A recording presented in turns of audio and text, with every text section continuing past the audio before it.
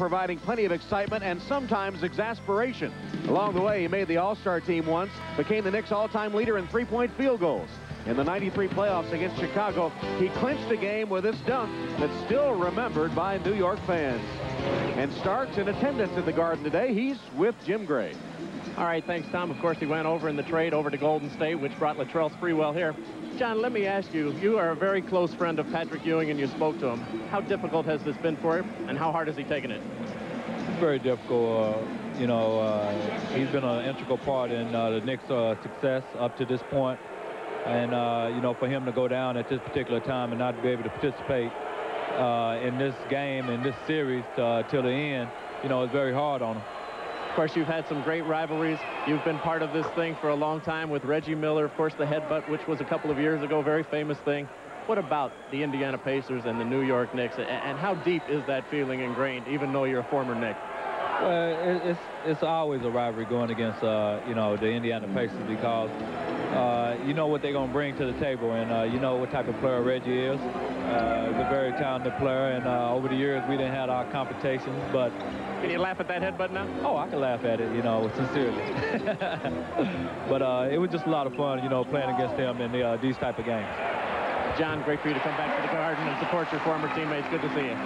Back over to you, Tom. All right, Jim, Kurt Thomas hits for New York. I suspect it's a little easier for John to laugh about that headbutt than it is for Reggie. Well, one of the great things about playing in New York is how loyal the fans are. And even though John is no longer playing for the team, he is still beloved here. And wherever he goes, they just idolize that fine warrior. 2:25 left, third quarter. Knicks leading by 1. Mullen to the hoop, missed the layup. Then took it away from Kurt Thomas.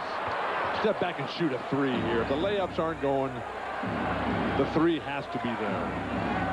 I love your logic. McKee had a mismatch with Childs and was fouled by Chris. When was the last time you had to step back and shoot a 3? Well, I tried to make my layups first of all, so I would never have to resort to that dynamic three-point shot that I possessed. Mullen out of the ball game. Jalen Rose comes in. McKee going to the free throw line. Had a good mismatch, went right to it. Childs picked up the first one. Derek McKee, who missed 37 games with right knee soreness, tendonitis.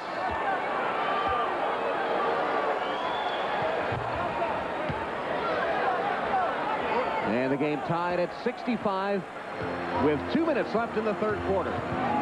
Childs all the way, got it. Down in the first half, we talked about the Pacers would not win if they did not deny penetration to Chris Childs.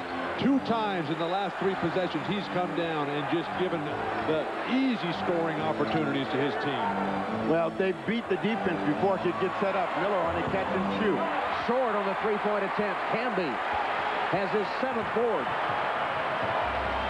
Childs, a quick 3. Rebounded by Antonio Davis.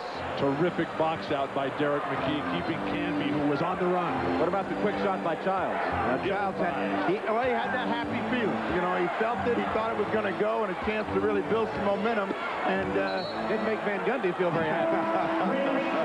3-second violation. Mark Jackson never got out. But Van Gundy, he knows that Chris Childs is much better as a defensive player against the big post-up guards. Charlie Ward is better defending the guys like Stephon Marbury and Tim Hardaway, the fast, up and down, really wide open players. But that's not Mark Jackson's game, and that's why Chris Childs gets so much more time against the Pacers. Reggie Miller gets a rest.